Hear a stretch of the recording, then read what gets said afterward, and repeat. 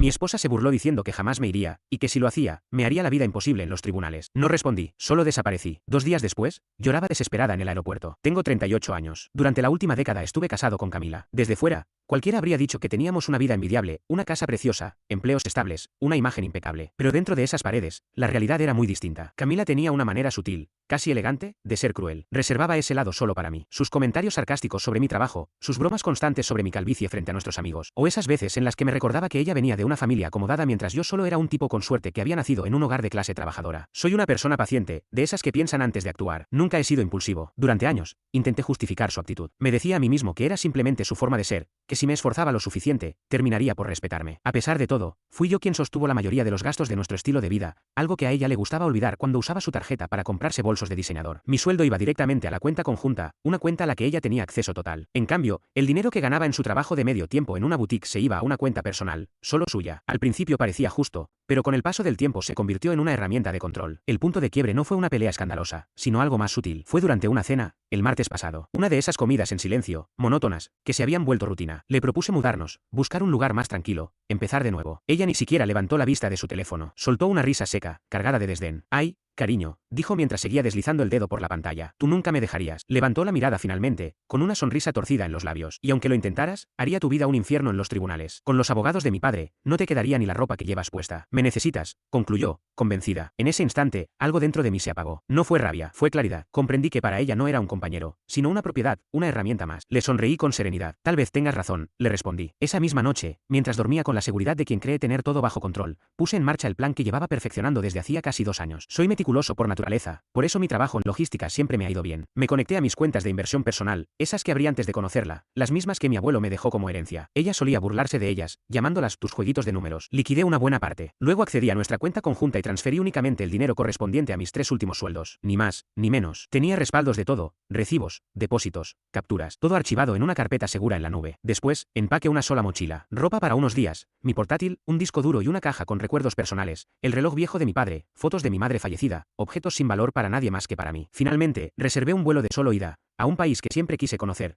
pero que ella desdeñaba. Muy rústico, decía. Allí no hay ni tiendas decentes. Dejé las llaves del coche sobre la encimera, junto a mi anillo de bodas. No dejé una nota. Sus palabras durante la cena eran toda la despedida que necesitaba. Salí de esa casa en la que invertí tanto esfuerzo, tanto tiempo, sin mirar atrás. Tomé un coche al aeropuerto. Han pasado 48 horas desde que llegué a este nuevo destino. El aire aquí tiene otro aroma, más especiado. Esa presión constante en el pecho desapareció. Me siento ligero. Hoy, encendí el portátil y vi una cadena de correos electrónicos. Aunque mi móvil sigue apagado, los mensajes llegan. Los primeros eran de ella. Reenvíos de sus mensajes de texto, todos en mayúsculas. ¿Dónde estás? ¿Por qué la cuenta está vacía? Llámame ya. Uno era de mi antiguo jefe. Resulta que Camila había llamado a la oficina, gritando que la había robado y que necesitaba mi paradero. Involucraron a recursos humanos. Todo un caos. Pero lo mejor fue un correo de Rodrigo, un viejo amigo de la universidad que ahora trabaja en seguridad del aeropuerto. Le había dado un aviso por si acaso, y el asunto del mensaje decía simplemente, hermano, estás en problemas. Me contó que Camila se presentó en la terminal internacional, fuera de sí, exigiendo que rastrearan mi vuelo. Lloraba, gritaba, decía que estaba mentalmente inestable, que me había llevado todos sus ahorros. Decía estar preocupada por mi bienestar. La misma jugada de siempre, hacerse la víctima mientras me convertía en el villano. La situación fue tan escandalosa que tuvieron que llamar a la policía del aeropuerto para escoltarla fuera del lugar. Rodrigo dijo que sí, que lloraba, pero esas no eran lágrimas de una esposa preocupada. Fueron las lágrimas de alguien que acababa de darse cuenta de que había perdido el control. Según me contó Rodrigo, ella no dejaba de gritar, él no puede irse así, no voy a permitirlo. Y mientras leía eso, sentado en una cafetería modesta, disfrutando de un café que realmente podía pagar, no pude evitar sonreír. Tenía razón, no me iba a marchar simplemente.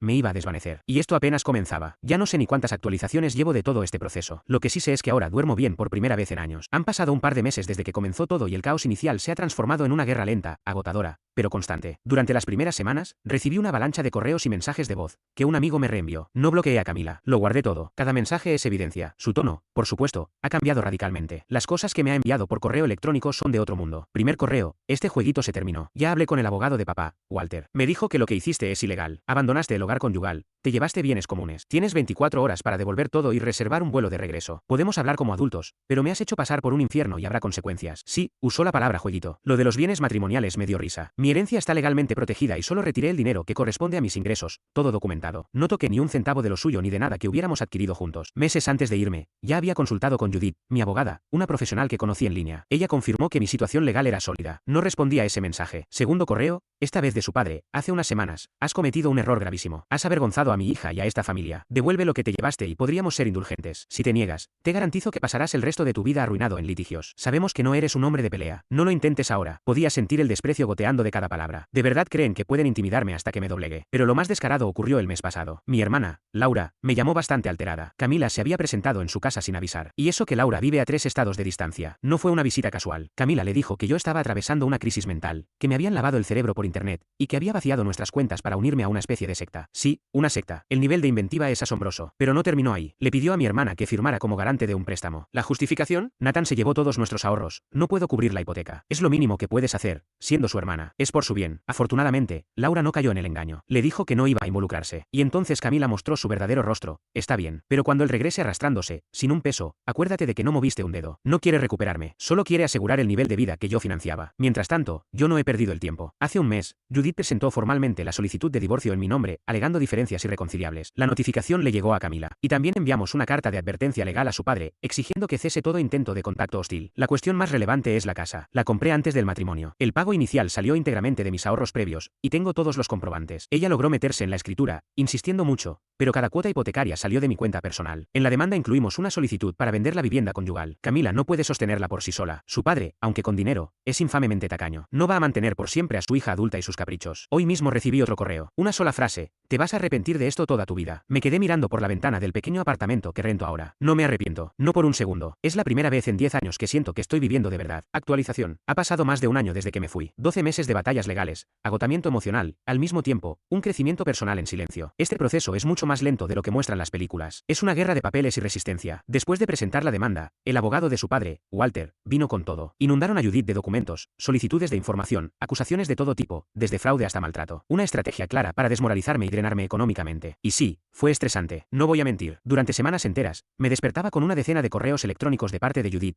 todos exigiendo respuestas urgentes. Las facturas legales se acumulaban, y sinceramente, hubo un instante en el que estuve a punto de rendirme. Pero Judith siempre me recordaba con calma. Esto es parte del juego. Es un espectáculo. Lo único que importa es mantenernos firmes en los hechos. Mientras tanto, Camila llevaba sus tácticas personales a terrenos cada vez más bajos y, francamente, patéticos. Su nueva campaña de desprestigio fue devastadora. Se entregó por completo a arrasar con todo. Me enteré por un antiguo compañero de trabajo que había estado difundiendo la historia de que yo tenía una adicción grave al juego y que había vaciado nuestras cuentas bancarias para saldar deudas antes de huir. Esa historia cobró más fuerza que cualquier otro rumor anterior. Dolía. Resultaba desolador saber que personas con las que había compartido años estaban prefiriendo creer un relato dramático antes que confiar en el hombre tranquilo que siempre conocieron. Y eso no fue todo. En un intento de asfixiarme financieramente, Camila llegó a reportar mis tarjetas de crédito como robadas. Aunque fue un dolor de cabeza, logré resolverlo sin mayores problemas. Sin embargo, su maniobra más despiadada fue otra. Llamó a mi padre, ya mayor, y con una voz quebrada por el llanto fingido, le dijo que mi abandono la había afectado gravemente a nivel de salud. Incluso insinuó que estaba atravesando síntomas similares a los que mi madre padeció antes de fallecer por cáncer. Ese fue el punto de quiebre. Usar la muerte de mi madre como arma fue cruzar una línea irreversible. Desde entonces, no quedó espacio para dudas. Era una muestra clara de lo que era capaz de hacer. El conflicto principal siempre fue la casa. La disputa por la propiedad se volvió el eje de toda esta historia. El tribunal aprobó la venta hace unos 10 meses, pero Camila se opuso en cada etapa. No podía hacerse cargo de los pagos, y la vivienda se estaba deteriorando, pero aún así se negaba a desprenderse de ella. Su sabotaje fue más astuto que simplemente olvidar la llave o dejar luces encendidas. En 2 ocasiones, cuando ya había un comprador interesado, aparecía misteriosamente algún problema grave. La primera vez, fue una supuesta invasión de moho tóxico en el sótano. Un inspector certificado, que ella misma contrató, no encontró más que humedad superficial. La segunda, dijo haber detectado un daño estructural grave en los cimientos, lo que nos obligó a encargar un costoso informe de ingeniería que tampoco halló nada. Cada vez, el comprador desistía y la casa seguía en el mercado, perdiendo valor con cada intento fallido. Todo quedó documentado por el agente asignado por el juzgado, pero las demoras costaban tiempo y dinero. Finalmente, la obligaron por orden judicial a desalojar para que la propiedad pudiera mostrarse adecuadamente. Se mudó a casa de sus padres. Por lo que me han contado, vivir bajo el techo de su padre a los 39 años y recién divorciada no ha sido precisamente una experiencia agradable. La presión legal constante que ejercían era un intento de hacerme ceder, de lograr que le dejara la casa solo para terminar con todo esto. Pero me subestimaron. Vieron a un hombre callado y asumieron debilidad. Yo simplemente mantuve la cabeza baja, trabajé con Judith y dejé que sus propios actos armaran el caso. Ya no se trataba de ganar una discusión. Se trataba de extirpar de raíz algo tóxico en mi vida. Y yo tenía una carta guardada desde hacía mucho tiempo. Última actualización. Ya está. 18 meses después de haber dejado esa casa, el fallo final está firmado. El silencio regresó. Los últimos 6 meses se centraron en las negociaciones más duras. La casa, al fin, se vendió, aunque por mucho menos de lo previsto. La situación del mercado, sumada a los sabotajes bien documentados de Camila, había afectado seriamente su valor. El juez no recibió con agrado su comportamiento. Judith, mi abogada, presentó un registro minucioso de cada retraso, cada estrategia engañosa, cada gasto innecesario provocado directamente por Camila. Inicialmente, la división del valor neto de la propiedad iba a ser de un 60/40 a mi favor, considerando mi aporte previo al matrimonio, pero reconociendo también su participación en el incremento del valor conjunto. Sin embargo, luego de considerar los daños causados deliberadamente por ella, el juez determinó que debía cubrir los honorarios legales y las pérdidas financieras documentadas. Al final, después de descontar sus deudas de su parte correspondiente, la distribución real se acercó mucho más a un 70/30. No fue una victoria sencilla, fue una batalla ganada a fuerza de papeles, pruebas y paciencia. Pero esa no fue la verdadera revancha. Eso fue solo justicia. La verdadera rendición de cuentas vino desde un lugar mucho más íntimo. Durante el matrimonio, Camila solía presumir de su buen ojo para el arte. Invirtió decenas de miles de dólares, de mis ingresos, en obras de artistas emergentes. Decía que esa era su gran aportación al valor de nuestra casa. Son inversiones, cariño. Mi legado, repetía. Pero cerca de 2 años antes de que todo terminara, empecé a notar ciertas irregularidades en las finanzas. No era una sola cosa, sino muchas pequeñas señales. Así que, por intuición, contraté a un tasador privado especializado en fraude artístico para que evaluara su colección, con la excusa de actualizar nuestra póliza de seguros. Tuve que convencerla de que era un requisito para una nueva cobertura amplia. Los resultados me dejaron helado. Una parte considerable de las obras que Camila había adquirido con tanto entusiasmo en su galería favorita resultaron ser una estafa. El dueño del lugar, un tipo muy astuto llamado Jeremy, le vendía piezas por las que él mismo había pagado apenas $500, inflándolas hasta los 10.000 gracias a documentos falsificados y una narrativa cuidadosamente construida. La mayoría eran obras de artistas desconocidos o directamente falsificaciones. Ella, cegada por su arrogancia y por el deseo de ser vista como una coleccionista sofisticada, jamás pidió una segunda opinión. Se dejó llevar por el cuento que Jeremy le tejió, el de una mujer con ojo crítico, visionaria. Enterarme de eso fue devastador, no solo por el engaño en sí, sino por lo que significaba. El desprecio no era únicamente emocional, también era económico. Ese momento fue decisivo. Supe con claridad que el matrimonio ya no tenía sentido, pero no estaba listo para actuar. Seguía atado emocionalmente, con miedo, aferrado a una versión de ella que ya no existía. Sin embargo, ese informe del tasador fue el detonante que necesitaba para comenzar a trazar mi salida. Me llevó casi 2 años reunir el valor emocional y logístico para escapar de ese matrimonio.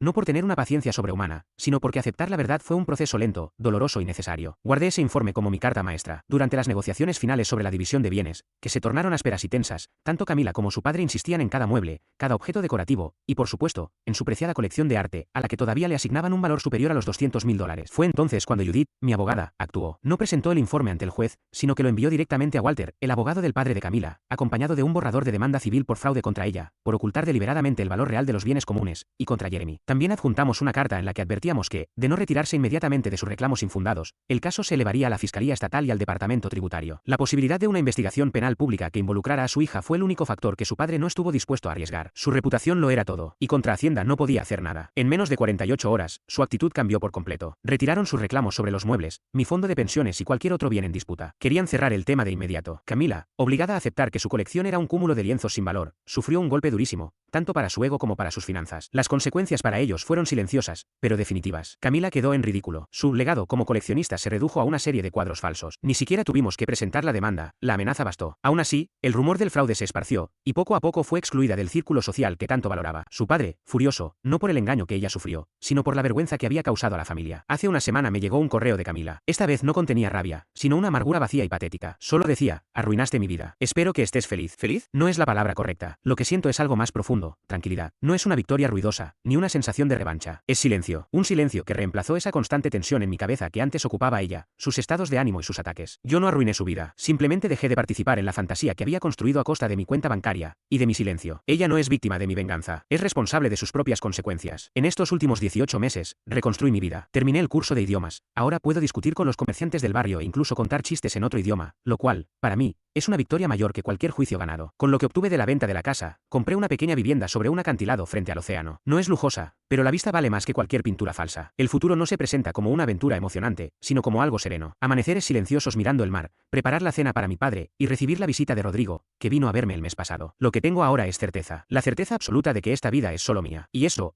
vale más que todo lo que perdí.